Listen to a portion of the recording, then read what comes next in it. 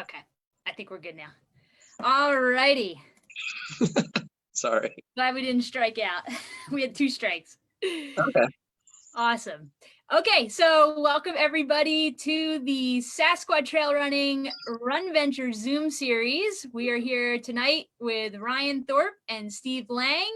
You can see they've got their best Sasquad attire on. I'm just loving it. Yep, they're repping it. Totally. I got mine on. This is great. I think Steve wins though with the hat. Your hat game is real strong tonight. Yeah, if it only had some Sasquad logo on it, right? I love it. Yeah, I'll send you a patch. You can stick it on there. Perfect. I'm gonna mute myself because the town fire alarm decided to go off. Oh, I can hear that now. Yep. Okay. Well, I'll do the intro to Sasquad and then you can unmute when you start. So, okay. So we have had a couple of guests on our Zoom series so far. Last week, 2 weeks ago, this is every other week, James Leitner spoke about his 900-mile running challenge that he is completing in July to raise funds for his nonprofit organization, Mission Clean Water. He's raising $30,000 by running 30 miles a day for 30 days in the month of July, which is unbelievable. So you can actually get out there and join him. He's running at Tamaquas Park in Westfield, New Jersey. And he also set up a virtual race series that you can sign up for if you're not local or you want to run solo. You can do that. All that information is on our social media page. And then 2 weeks before that, we had on Maggie Gutero, who spoke about her running story and how she got into running. It wasn't too long ago. It was within the last 8 to 6 years back here on the East Coast before she moved out to Colorado. So tonight we've got James and Ryan who are going to be talking about the FKT records that they set on the New Jersey section of the Appalachian Trail. But before we jump into that, I want to give you a little bit of background on Sassquad trail running. If you're not familiar with us, we started hosting trail parties in 2018. That's what we call our trail running events all around the state of New Jersey. Right now, we've got about 11 that are in our series, but obviously 2020 has derailed that a little bit. So we're rolling with the punches and adapting just like everybody else. And we have some really fun virtual events that are going on right now, our Zoom series being one of them. We also, we're sponsoring James with his running challenge. So you can sign up for the virtual races to support him and his mission. We also are doing a semi-virtual race. Our Fat Sass Switchback Challenge is happening right now. It started today, July 1st, and goes through July 15th. It's over at the South Mountain Reservation in Millburn, New Jersey. You can get out there. We just marked the course yesterday. So the 1 mile loop has all the trail markers on it. And you can sign up to run a 5K, which would be 3 laps. You could run 3 hours or 6 hours. If you do either of those two, you want to see how many loops that you can complete in the allotted time. So the kicker about this course is it goes up 300 feet in a half a mile and back down 300 feet in a half a mile. So you can get a lot of vert, even though vert isn't real, but you can do a lot of climbing if you sign up for that event. And the proceeds are going to our charity partner, Livingston Neighbors Helping Neighbors, which is an awesome nonprofit organization local to the town where we host the event, and they provide financial and food support to families in need around the area.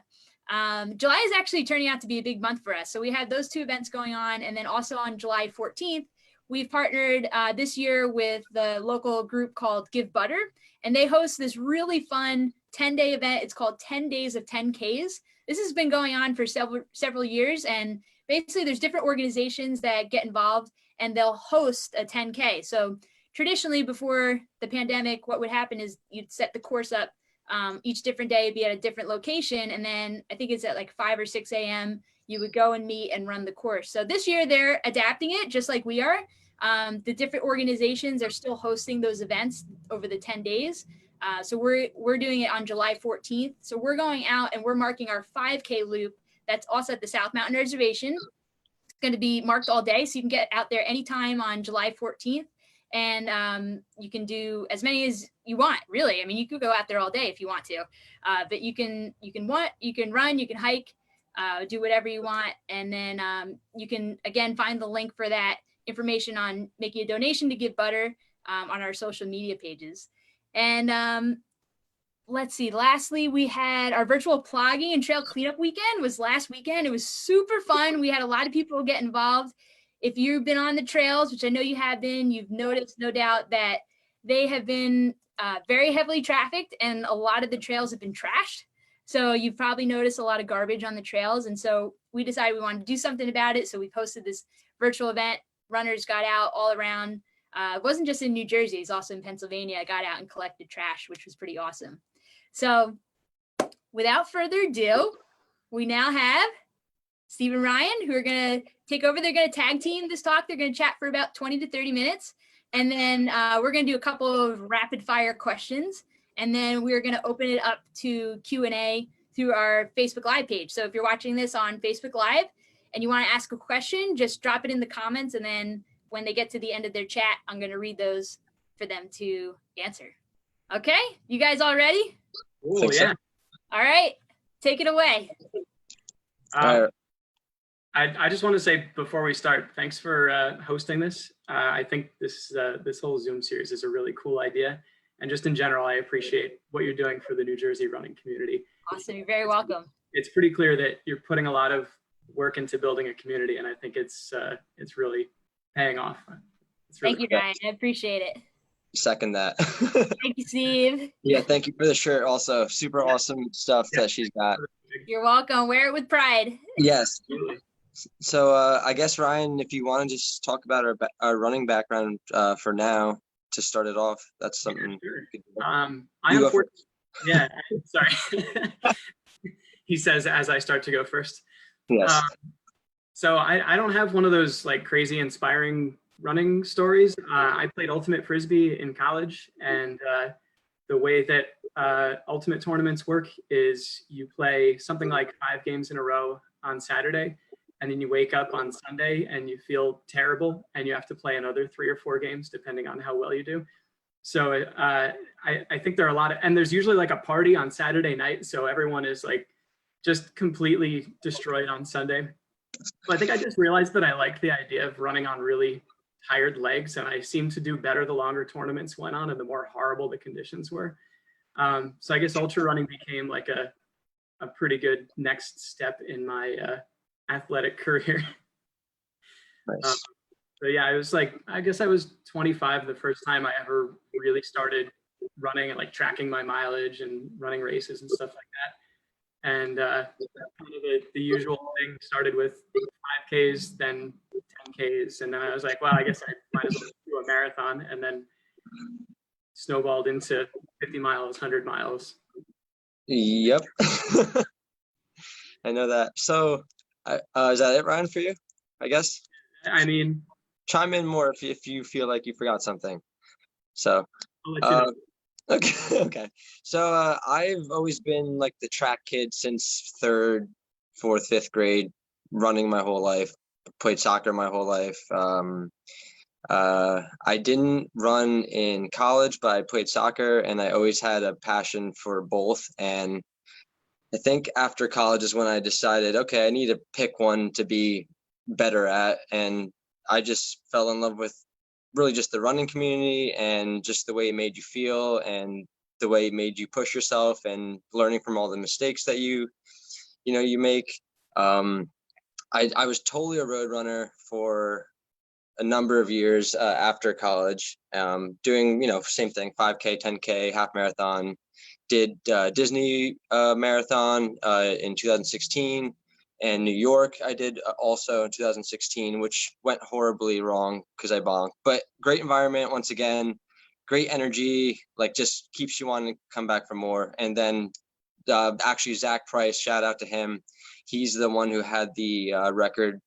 He still does, going northbound.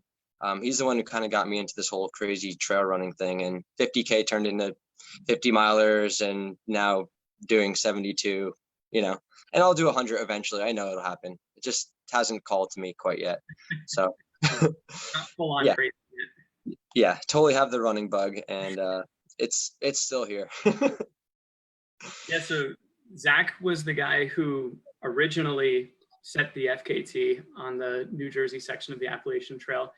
He was the first person that I know of that did it in a single continuous push. Because obviously all the FKT holders for the entire Appalachian Trail have done that segment, but it's usually been broken up into 2 days or a day and a half or something like that. So Zach was the first local guy to say, hey, I think someone should try to do this all in one day. And he did it. And yeah, he sure did. Yeah, he set the baseline that we all compare ourselves against now.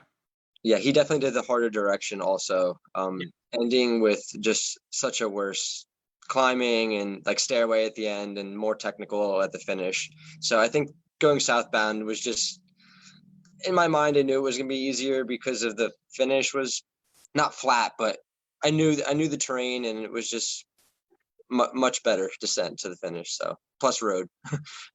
So yeah, what do you want to go with here, Ryan? Just to clarify a point you made. So the northern point of the Appalachian Trail in New Jersey is about 1,000 feet higher than the southern point. So if you run it northbound, like Zach did, you get 1,000 feet more elevation gain than if you do it the direction Steve and I did it. Correct. So, yeah. So there was a little bit of gamesmanship in the direction that we chose to run it when we each attempted it. A little bit less climbing. Well, and for me personally, southbound direction gets you closer to where I grew up. So that's where more people would be. Nice. Yeah. So should we take these guys through what running the AT is like, sort of section by section? We could do something like that. First, I want you to talk about how you started your day and how early and what you have to do in order to get to the start of the line. Yeah. So what I like to do when I'm doing sort of these solo runs is figure out roughly when I want to end the run or when I want to hit tough sections of it. So my goal was, and this will give you some idea how food motivated I am. There's this hot dog stand, Hot Dog Johnny's on Route 46, right near the southern end of the New Jersey Appalachian Trail. And they closed at 8 o'clock or something like that. So I said, all right, if I have an okay day, I want to give myself enough time to get there with an hour left so that I can get some hot dogs. Because that's like my favorite spot to get hot dogs after hiking by the water gap. I just have to say that is amazing. Trying to get here. So go ahead. I'll mute myself again, but I had to say that. You would. That's how dedicated I am to getting a hot dog at the end of a run. So yeah, I worked backwards, and I think it ended up being something like 1 or 2 in the morning that I had to start, which sounds insane to anyone who's not an ultra runner, I think, and maybe even to a lot of ultra runners. Yes. But I deal with sleep deprivation pretty well, and I figure if you're going to run in the dark at some point, it might as well be on fresh legs.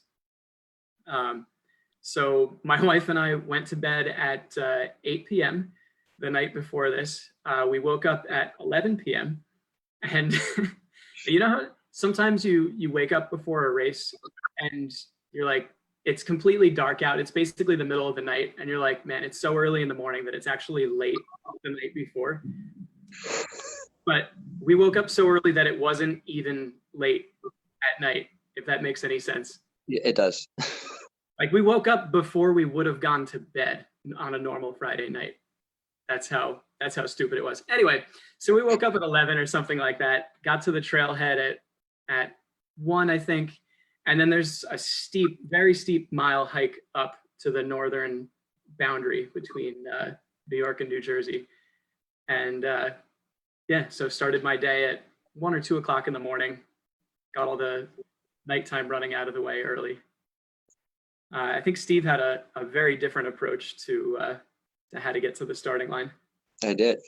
So what I did was I hiked up with Zach the night before and actually camped maybe 100 feet away from the New York, New Jersey Appalachian state line. So therefore I could sleep as much as I want and didn't have to deal with the climb in the morning, which I thought was a bonus. And if anyone goes for this record in the future, which they will, I totally recommend that way. Not that Ryan's is bad, but waking up at 11 and then it just sounds a little crazy. So I was able to get in my 6-7 hours of sleep and feel pretty decent. I definitely would not deal well with starting my run at 2:30 in the morning. I mean, but I haven't tried that yet, so I don't really know. I gotta admit, I was pretty jealous when I found out your plan. I need to hire you for logistics for races from now on. Yeah. Hey, you just learn from yourself, learn from others. It's all good stuff. So yeah, the forecast for me, it was supposed to be no rain, perfect weather, like 55, 60 degrees. And me and Zach set up our tents, and all of a sudden it just starts raining. And it's raining and raining. And the whole night, all I hear on top of my tent is just raindrops. And I'm like, just getting a little frustrated and kind of concerned, but it is what it is. And I ended up doing my start at like 6:10 in the morning with still a drizzle in the sky. So I just knew it was going to be a little slower moving at first, which was okay. Just had to take it a little bit more careful on the rocks. It's a long day anyway, so I'm not moving too fast. But yeah, that was a little bit of a downer, but got to Stairway pretty quickly. And I was a little bit behind pace, but I'd say the terrain in those first 9 miles are pretty technical for the most part. There's a couple sections that open up, but I feel like not a lot. And then when you get to Stairway, at what, like 8 to 9, if you've done the Stairway climb or descent, it's pretty juicy, and you got to be careful. And I tried to save the quads and not go down too fast there. I don't know what your approach was, Ryan. You probably did something similar, because it's a brutal. Yeah, for anyone who doesn't know, Stairway to Heaven is one of the toughest sections of trails in New Jersey. It's not just steep, but it's almost like descending through a boulder field. So yes. If you catch a foot on a rock, you could potentially fall a long way and have a really hard landing. Yeah, so my goal was don't break my neck on Stairway to Heaven. Very smart. Yeah, I think it might have still been dark out when I got to that section, so that added another level of fun. Yes, I'm sure that did. I was lucky to have it. Pretty much, I had my headlamp on for 15 minutes in the morning, and that was it. So pretty smooth sailing. But the first 9 miles, I'd say went by so fast, though. It just was so early. It felt so good. I was moving slow enough to where I wasn't, I don't know, straining myself. I mean, I definitely was thinking a lot about the distance in those early miles, though, which was kind of freaking me out. And I tried knocking it out of my head and just telling myself section by section, because that's how you get something through this, in my opinion. Because if you try to look at it at 72 miles, you're going to freak yourself out. I'm sure you know this as well, Ryan. But I just broke it down into these little 5-mile sections, 6-mile sections. And luckily my wife, who was crewing for me, was able to stop at regular increments. So I could just say, all right, I don't have, 60 something miles left. I have 5 miles left until I see my wife the next time. Mm-hmm. So yeah, just little bite-sized chunks. It's like they say, how do you eat an elephant? And the answer is 1 bite at a time. Same way you run a 72-mile chunk of trail. That's right. I feel like we should actually back up a step, because we mentioned that Zach was the original FKT holder. Yes. But what I left out was when I announced on Facebook that I was going to go for his FKT. I didn't even know him at the time, but I just kind of made a public post, and someone must have forwarded it on to him. And all of a sudden I get this random Facebook message like, hey dude, heard you're going for the AT, and I'd love to help you out, or run with you, crew, or anything like that. And it was from a name I didn't recognize, because he goes by James Castle. James Castle on Facebook. I was like, who in the heck is James Castle? This guy doesn't have any ultra sign up results. And then I did a little digging. I was like, wait a minute, that's Zach Price. So it was the former FKT holder, or at that point he was the current FKT holder, offering to help me break his record. And so when I ran, he came out for a 15-mile section, something like that, and offered up food and company and all sorts of things that a runner needs on the trail. So it was really cool. And now Ryan helped me beat his FKT, and all three of us were there that day as well. So it's this trickling effect that keeps being passed along, and it's just, the community is so great. I mean, I feel like we all know each other just because there's not a lot of people who do this kind of stuff, which even makes it better in my opinion. But yeah, no, it's very spectacular. So I guess next section was the boardwalk, and then up into some climbing. So I actually picked up Zach at that's the bottom of Stairway, and he carried me through a small section, and I kind of kept picking him up in 3 mile, 4 mile spurts earlier on. So I was only alone really the first 9, and then maybe another couple sections of 3 or 4 in maybe miles 20 to 30. So I don't know what it was like for you, Ryan, but I pretty much was in my mind relying on, I get a pacer in 2 miles or 3 miles, and that's going to just give me energy and positivity to keep going. Because me personally, as a runner, I like the company. I like talking, even if it's about the same things we talked about 100 times. Like, it just keeps me going. Maybe I'm just not an introvert like some people. So that personally gives me all this, like, juice to be excited. So I don't know how it is for you, or how many pacers you had. Yeah, I had a bunch of people come out to help. Most of them were near the end section because that's where I know more people. Plus, I started at a really stupid time of day, so no one wanted to come out at 2 in the morning to run in the dark. So yeah, I think for most of the last half of it, I had people to run with. But I'm one of those guys that does most of my training by myself, and I do a lot of just random solo adventures.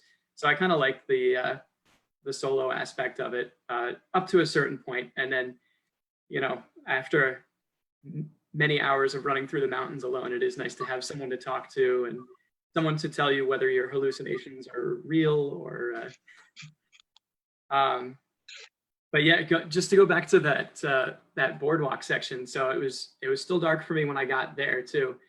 And the thought that kept going through my head was, so it's this narrow little boardwalk that goes over kind of a swampland. And there are certain points where it's 3 or 4 feet up off of the swamp.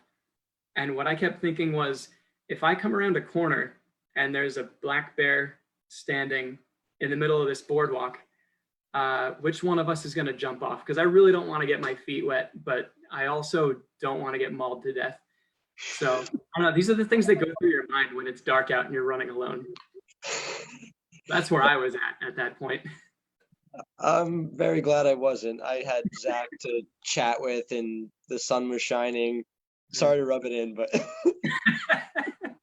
still got hot dogs at the end. So you did. And during I'm sorry, but I said I got hot dogs at the end, and you can't take that away from me. No, you're right. So during my event, it was like COVID central, and it was very scary, and no one, like, I was kind of worried to even get people together. I know we all talked about it prior to try and social distance, and it was a little bit of a buzzkill. It's a weird thing we're dealing with. So I didn't have anything to go to after to eat. I just went home. This was mid-March, I think, or early April. This was April 4th. So yeah, April 4th. Early. Yeah, so it was climbing. Yeah, I actually almost was not able to even do my attempt because of all the closings of trails, which we had talked about weekly and then daily up until the event. And it somehow worked out, because I think they closed the AT completely 2 days later, I want to say, after my event. Yeah. Which was they closed some of the big state parks that it runs through, right?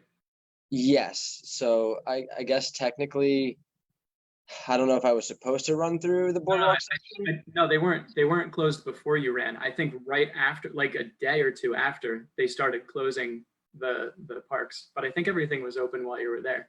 Yes, but the following 2 days, you're right, they started shutting things down. So it was literally the last weekend I was able to do this, and I don't know. Yeah, it worked out perfectly. Like, I don't know. I'm very happy. So yeah. Ryan, when did you feel like you started to become fatigued, or maybe have some bad thoughts, or like? So I had a little gap between two pacers late in the run, maybe mile 50, something like that. And it was just like a 5 mile section. But one pacer ended, and then there was no one until I got to the next aid station. So I was by myself for the first time in a while. And it was like a technical section of trail. And I just like sullenly hiked along, like, I feel bad. And then I was like, well, this is stupid. I'm doing something really fun. And kind of pulled it together. And altogether, it was, for me, it was one of those days where, I never had any major low point and didn't destroy my legs too badly. So it was a pretty good run for me overall. How about you? Any?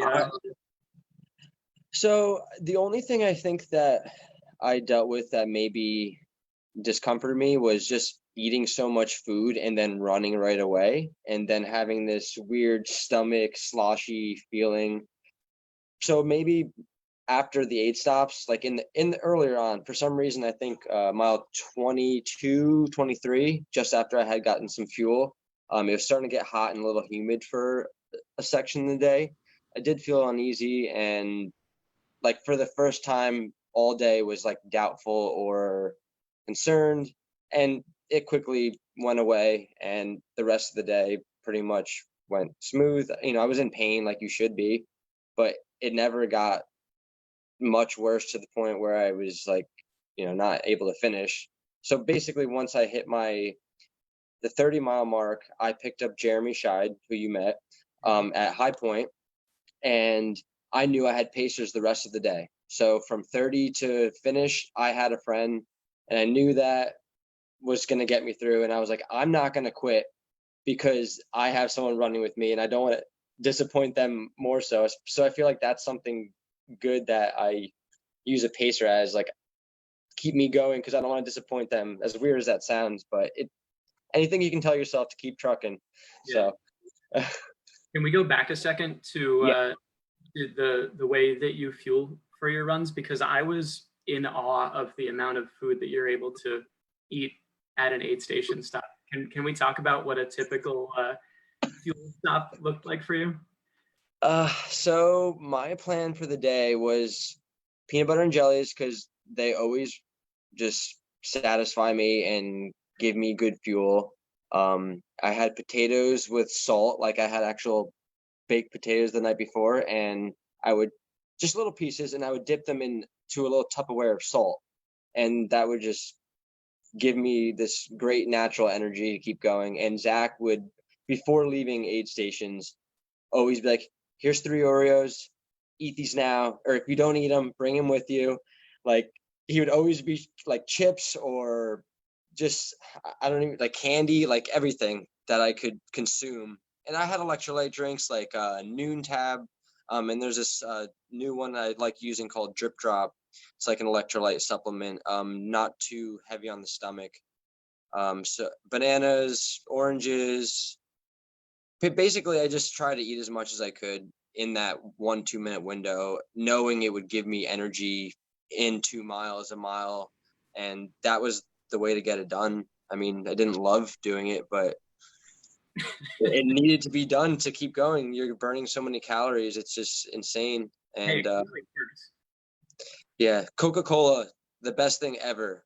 I didn't use it till later in the game because I knew it was like very sugary and could potentially cause me to cramp or feel uneasy. So I'd say around mile 35, I started using Coca-Cola, and it was the best. I probably drank like 8 glasses.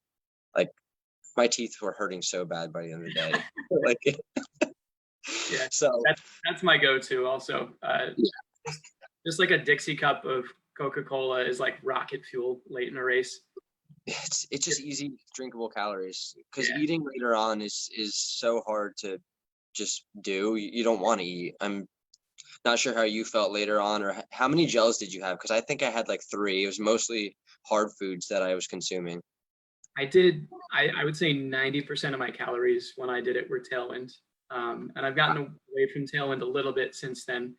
But I'm one of those people that mostly uses sports drinks and gels and stuff like that because they just sit in my stomach way easier.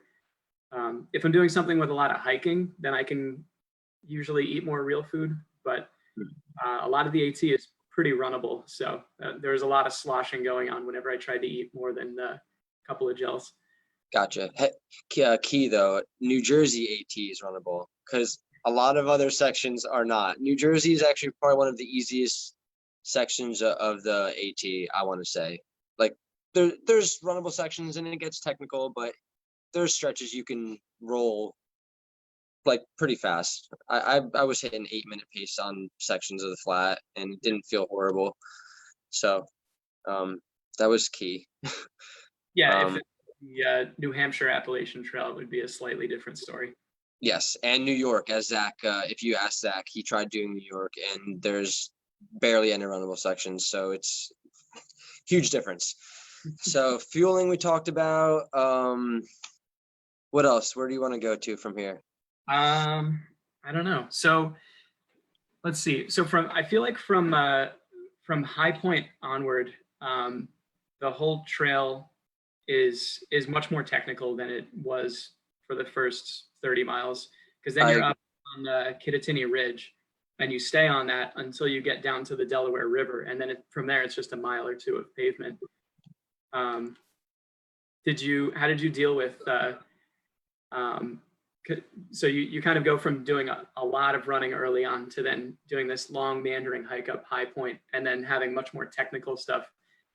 Did you notice a change in your mood or anything like that when it got less runnable, or did you have any? I personally like. I'm sorry. I personally like. Go ahead. Sorry, Tom. Okay. I like the change of trail. You know, running flat sections to hiking hills to. Like I would run the technical downhills just because, yeah. If you can, then do it. And to me, there are some really fun downhills. Yes, I agree. And the stimulating technical stuff to me made the day go by quicker. Mm-hmm. Later on in the game, maybe 50 plus, the technical stuff became unfun. But I'd say from 30 to 50, I was really enjoying that. And I knew the distance still because 50 is my longest, or was my longest until this event. So I'd say I was still moving decent on the technical stuff. I was still in a good mood. I wasn't feeling like I was going to crash or anything. My calories were coming in. So I don't know how you felt about the change in terrain. I love technical stuff. So I was looking forward exactly. to not much. Yes, I agree with that. Into getting some fun technical downhills. So where was it that you picked me up at 40 something? Yeah, it was 40 something, I guess, at Sunrise Pavilion. Yes. And you were still just killing it. I remember when I first started, so I took a couple pictures as you were going by, and then I had to make up a little bit of ground. And I was like, oh my God, he's moving so fast. And I was with you for, I think about 10 miles, and I was working hard the entire time. And trying my best not to show you that I was working hard. Well, you did great, man. You were talking the whole time and thanks, all cheery. So, yeah, no, it was great weather that day too for me. I think it was just like 60s, 70, like low 70s. Humidity was low. I mean, early April is the best time to go for, I think most races, FKTs, hard runs, long runs. It's just there's no leaves on the ground. The snow's mostly gone. Because summer running right now, I'll tell you, is some days are just so bad. I just don't even want to go out. But sorry, off topic.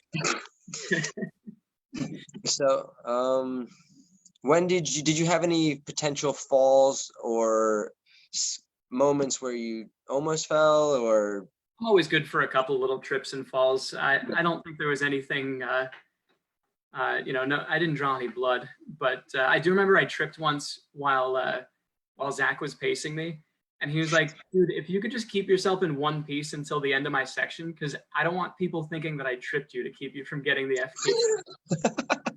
FKT. That's hilarious. Yes, some good weird runner humor. That's always something that the community has to offer. I'll tell you.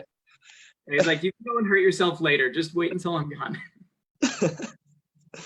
So, I was gonna say, I don't know what I was gonna say. Mile 52. I was running with JP, more of a road runner guy, but definitely legs are getting pretty heavy, hitting the new realm of 50 plus where I've never reached. So my mind is a little, I don't know, just all over the place, and I'm nervous, but I'm like, okay, this is new stuff, but it's fine. It's not much different. It's just more hours on your feet. You're tired. It's gonna be okay. And I remember trying to run a technical section it was totally flat but technical, and I remember just legs were so tired I clipped a rock and went down, like actually fell. JP looked at me. I was on the ground just like, I'm okay, it's good, we're all right. He helped me up after I cramped in my calf, and I was good. Just started power hiking again. I had no scrapes, no, nothing bad, just needed to kind of rejudge my my running. I don't know, just because I was tired now, and trying to run technical sections is just, it's different. I had to actually do like run hikes a lot more in those sections because I just didn't want to fall. I just needed to keep going and make it safe at that point, because early on I was able to motor the technical sections and be competent on them. But I'm going to show a quick picture that I took. This is you coming through at mile 40, whatever, when I first saw you. So you were, I don't know if it comes across in the picture, but you were moving like a 10, 11 minute pace on pretty rocky trail. And you were just kind of this blur in front of my camera. Oh, wow, he's really moving well this late in the race. So it might have felt like you were mixing in a lot of hiking, but you were moving real strong all day. Well, thank you, Ryan. That's very nice of you. Good pictures. Let's see. I don't know how to get pictures like that. So there's a little share button on the bottom. Share screen. Share photo. Gotcha. Let me see if I can find anything. Here, let me pull another one up because do something else right now while I find some, because I know I have a bunch in here still. Sorry, I don't have any of you, Ryan. Oh, that's fine. So this is from Sunrise Overlook Pavilion or something like that. So yes, very hot spot. It's like a main hiking spot in Jersey. Yeah. Beautiful views, and you can kind of see how nice the weather was. So the timing ended up being perfect for this. I think almost everyone was just wearing either a short sleeve or maybe a thin long sleeve. Pretty comfortable running weather. Yeah, it was, honestly, couldn't have been more perfect. And the fact that we were able to do it too was great. So you got me at sunrise. Okay, so here's more towards the end, but this is the last section of me, the last 10 to go. Ryan, you had been gone at this point, but this is me being like, I want this to be over.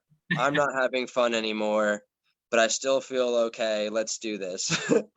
I just had drinking another, I think like 16 ounces of Coca-Cola. Like, I was just hammering calories, and my body was all sorts of messed up with just all the sugar I put into it. So I was getting my last pacer wand for the last section of the day. And right off the bat, can we appreciate your quads in that picture? Amazing. Thank you. All right, so you have tree trunk quads as well, Ryan. I don't have that kind of definition. That's well, all right, man. we're getting impressed by your leg muscles, Steve. Well, thank you very much. I try my best.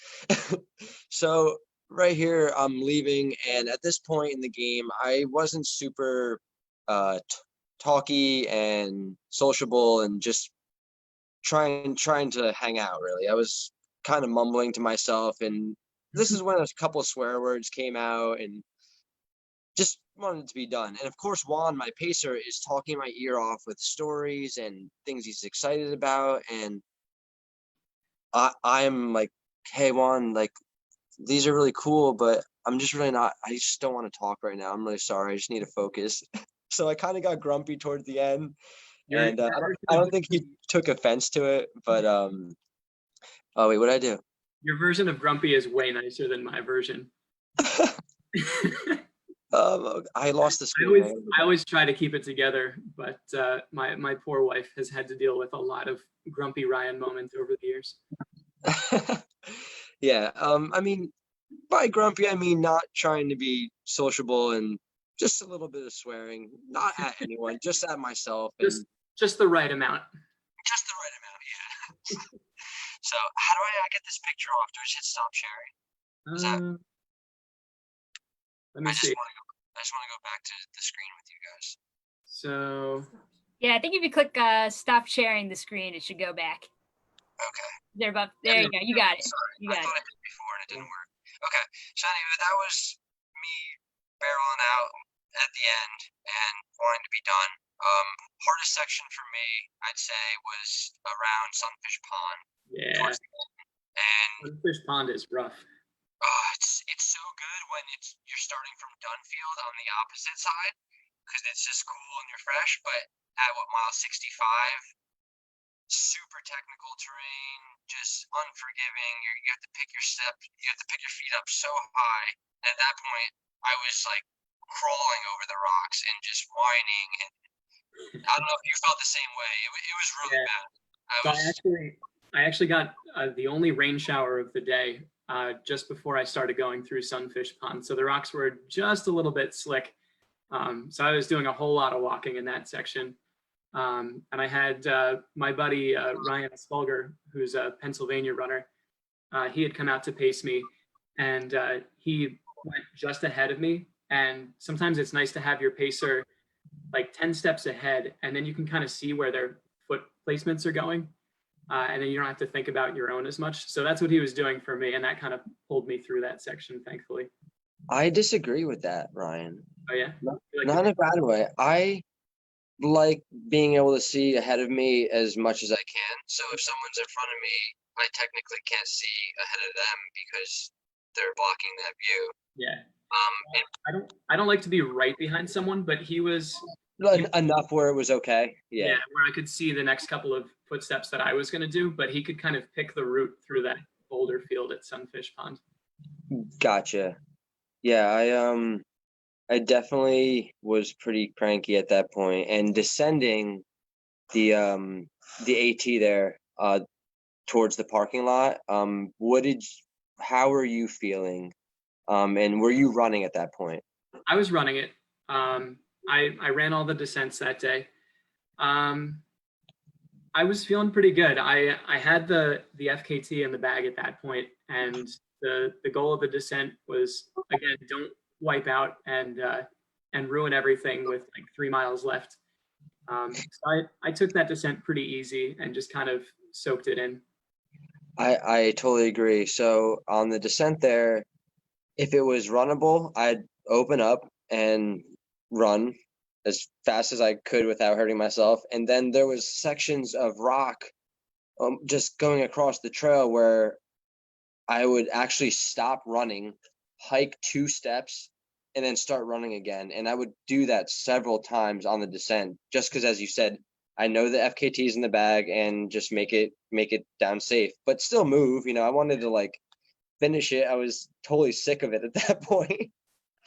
Yeah. But I was gonna. So we should probably wrap this up. I think that about right, Kim? Yeah. That's perfect. You guys, wrap it in the next couple minutes, and then we'll do a few questions. So we're on track for finishing at 9. So you guys are doing great. So to give away the ending for me, Zach's initial FKT was 19.5.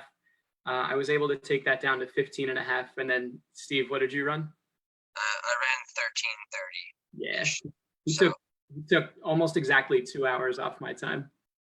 Yeah, and someone will do it faster, and it's just a matter of time. And whenever that person does it, I'm sure I'll be there helping them do it, just like Brian helped me and Zach helped Ryan. So I think that's the greatest part about it, honestly, is no one's upset that we're taking the record.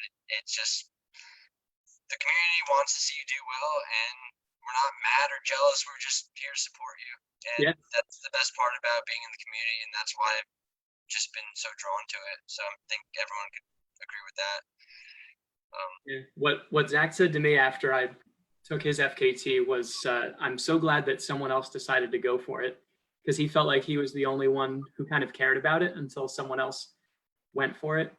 And the more the community gets involved and the more people take the time down, the more you feel involved in sort of the community effort of these FKTs being set, I guess. The more important they become, I guess, in a way. Yeah, that is awesome. Well, I think besides the hot dog that you brought up, the community aspect that you guys are chatting about is definitely the highlight of your talk for me. I think anybody who's involved, who's gotten involved in the running community, especially with trail running, I think they would say that, the community aspect of it is one of the best parts. Just being able to connect with other people who you don't even know, like you guys, you didn't even know Zach before this all happened. And now I'm sure you would say you guys are good friends. Yeah. So. I run with Zach quite often, still to this day. So, yeah. Yeah. I'm invited to his wedding too, so. All right. Yeah. That is awesome. All right, so we're going to do a couple of rapid fire questions. So if you've tuned in to some of our other talks, they're just going to be fun, goofy questions. And you want to think of the first thing that comes to your mind. Don't put too much thought into it. Short answers, and it's just meant to have fun. And then we're going to tell people in the chat to get their questions ready. And this is perfect. We got about 9 minutes. We'll wrap it up on time. So first question we're asking everybody, most important. Do you believe in Sasquatch, and have you ever seen him? Steve, you want to take this one? I just haven't seen him, so I don't believe in him. That's just my simple, straight up answer. I don't know if that's boring, but it sounds valid. So what about you, Ryan? I believe in the spirit of Sasquatch. I believe that all of us can be Sasquatch when we're called upon. Yeah. That is the best answer yet, I think. Wow. Good job, Brian. Thinking out of the box. All right, next question. All-time favorite movie. Quick, don't think about it. What is it? Willy Wonka. Oh, nice. Oh, man, I don't have a favorite movie. I just threw it out there. It's a good one. I think I could watch that like 10 times in a row and still enjoy it. Yeah. Not the Mel Gibson one. Yeah. No. This is a fun one. If you two had to sing a karaoke duet right now, what song would you choose? Dude, I don't know what to pick for that. What's it? I don't even know any duets. Yeah, I was gonna say this is the Aladdin song, The Whole New World. That's all I'm going with. Oh, that's beautiful. We could really do that justice, Steve. Yeah, dude, that'd be pretty good. I think so, especially with a hat. You guys would just rock. I guess does that mean I have to be Jasmine though? Yeah, she has some kind of headwear on. Okay, next one. If your family member could choose one word to describe your running habits, what word do you think they would choose? And actually, Ryan, you said Alex is in the room with you, so she could really answer this right here. Wow. Hi, Alex. What do you think? One word to describe running habits. Stinky, she says, and I 100% agree with that. I am sweating sitting still in my air-conditioned apartment right now. Awesome. How about you? I guess intense. I mean, I'm just always hammering, and my family and friends, you gotta take it easy. I'm like, no, but I'm feel great though. You know what I mean? So I guess intense is something that works for me. You're gonna ruin your knees. Yeah, exactly. Trail running is good for your knees, especially uphill. That's right. That's right. Just the downs that are bad. So only go up. So only go up, yeah. That's right. Okay, last question, another fun one. What is your personal favorite running term, slang, or jargon that you've picked up through trail running? Could be funny or something you like to use in your vocabulary. There's a lot of fun running terms out there. Gnarly, definitely. Gnarly rocks, shredding granite. Like that's one I came up with. I don't know. You said juicy in the talk. That was a good word. Yeah, juicy is good. My wife and I are a big fan of all like the West Coast slang. Like, oh man, that's some super technical stuff. I'm so stoked for it. Yeah, their rocks are like that big out there, right? I know. Stoked. I don't know if I've ever felt stoked in my life, but I look forward to one day feeling stoked. All right. That is awesome. Okay, you survived the rapid fire questions. So let me hop in the chat, see if we've got any questions here. So if you're watching live, you can make a comment on the video. Let's see, Rebecca Constant from Livingston says, so Steve, when is your 100? I think Ryan has done one already. If not, when is yours? So the answer to that is I don't know. I know I can do 100. I kind of am actually resorting back to shorter distances for now, more high intensity uphill, downhill stuff. I'm actually going to the White Mountains in a week to do some gnarly trail running there. So 100-miler could be next year, could be 3 years. Just not really interested. Hasn't called to me yet. I don't know. 72 beat me up and totally trashed my mind for a little bit. So to be continued. Awesome. And Ryan, do you have a count? How many that you've done? I've done 10. 10. That's a lot of miles. That is. Okay, let's see. Michelle Rice of Milburn says, are there any races that you have absolutely no interest in? And are there any that you are definitely aiming for? Ryan, you go first. So I have a list of races that are at the absolute bottom of my list, but I've learned that I shouldn't say that I'll never do something, because after I ran a marathon, I said I would never do it again. And then after I ran an ultra marathon, I said that running was stupid and I didn't want to do it anymore. So I would say like hot, flat road races are the absolute worst thing for me. So like Badwater, it's the one in Greece, Spartathlon, that kind of stuff. And I think the concept of them are cool, but it just sounds like such a torture fest for me. I'm not a road runner. Yeah. And stuff that I'm trying to do is like all the biggest, stupidest mountain races. So I'm on year 4, I think, of the Hard Rock Lottery, if we ever have a lottery again. UTMB, that kind of stuff. Ryan, I think I agree with you. I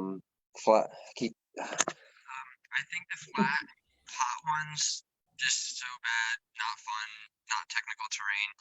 So pretty much, yeah, I agree. UTMB, Hard Rock, and really just going after some of these really gnarly mountain FKTs, even if they're just long trails. I mean, we don't know when races are going to happen, but more technical, the better.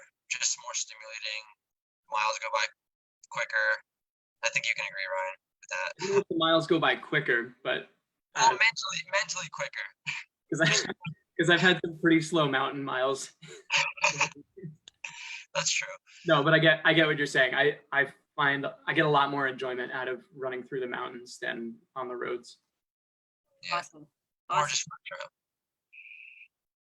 All right, next question is from Dave Gilbert for Ryan. Ryan, how do you stay awake for more than 24 hours? I want to get into longer events, but I'm worried that about bonking and excessive fatigue.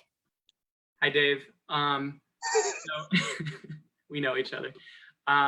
So I've always been good. I've been one of those people that just loves to stay up late ever since I was a little kid.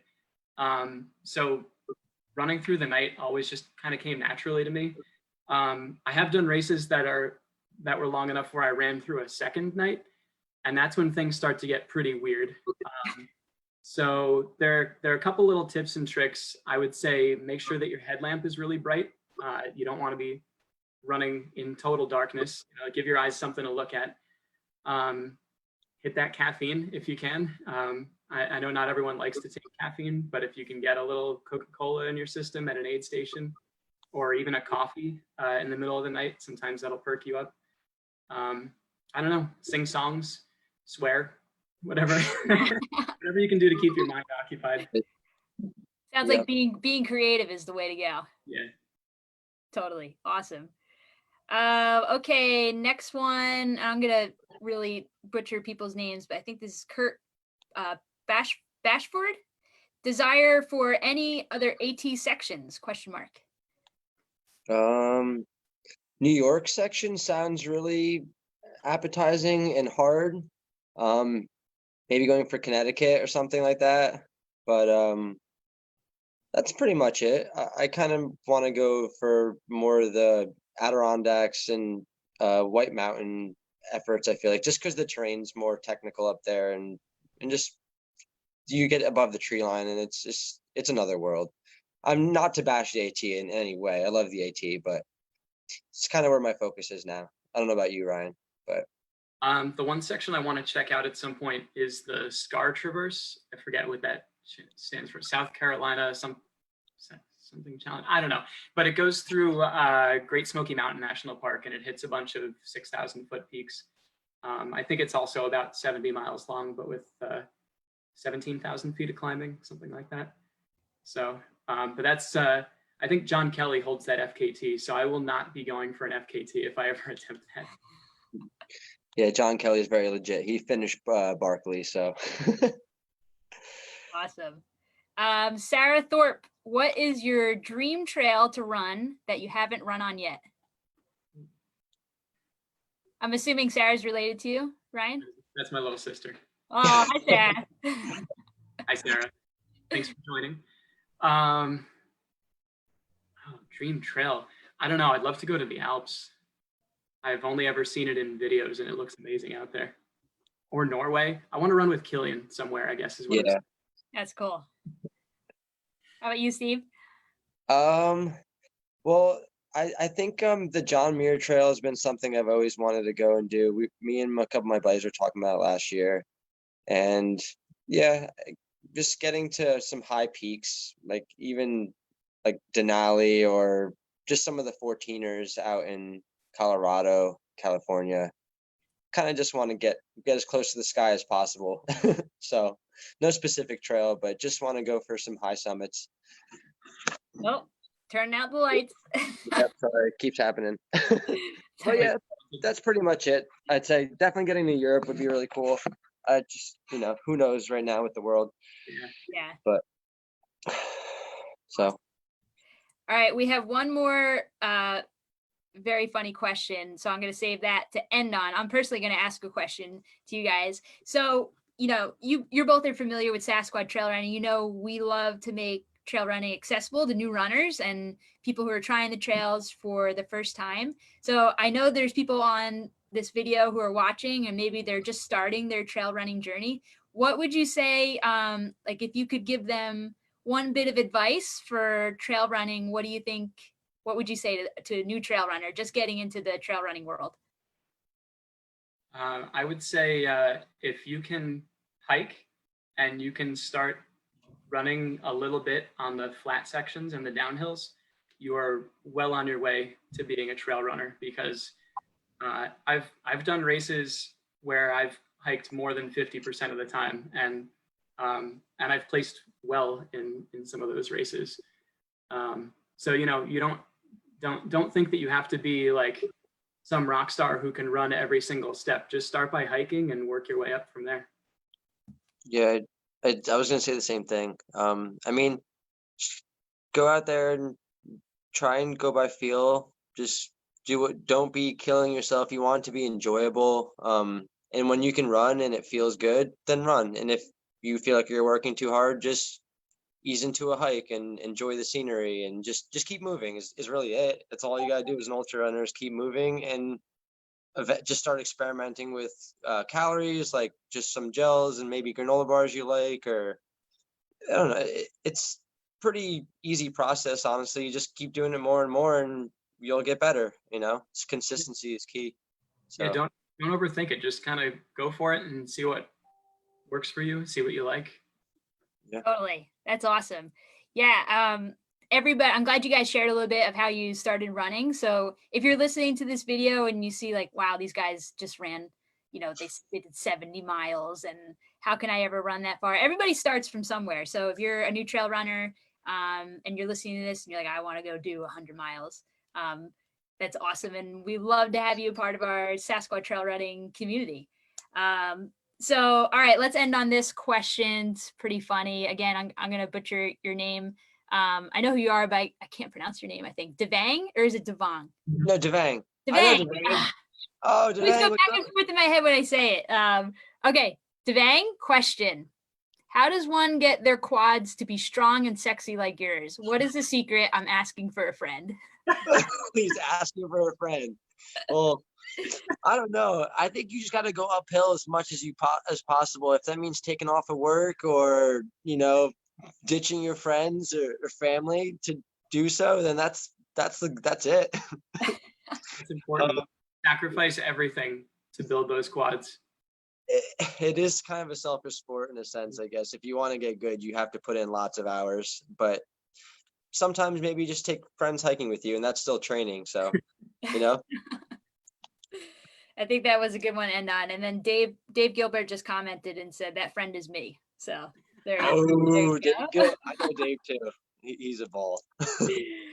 Awesome. Well, thank you guys so much for sharing your RunVenture story with us, taking time out of your schedule to chat it up with us, talk trail. This was so awesome. Love hearing your story. Love having New Jersey being represented on the FKT site. We actually just did a post in our Sasquatch trail running Facebook group. And I want to bring this up is that for ladies out there, there are not a lot of women who are on the FKT site. So I encourage you, doesn't matter your fitness level. I submitted a couple FKTs and I was out there so long on the Lange trail, but right now, hey, the record is out there for you to break and you could probably do it in your sleep to break my FKT for that.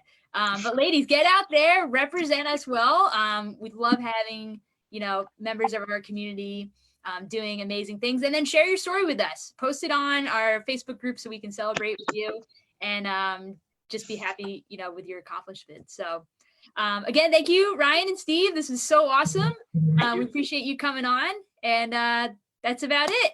All right. Thanks, guys, for tuning in. Yeah, thanks for having us. All right. See you guys. Bye.